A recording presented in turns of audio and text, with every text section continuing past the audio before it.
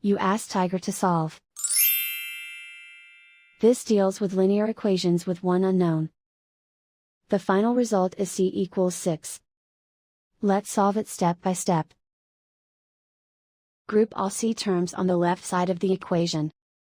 Subtract 9c from both sides. Group like terms. Simplify the arithmetic. Group like terms. Simplify the arithmetic. Group all constants on the right side of the equation. Add 2 to both sides. Simplify the arithmetic.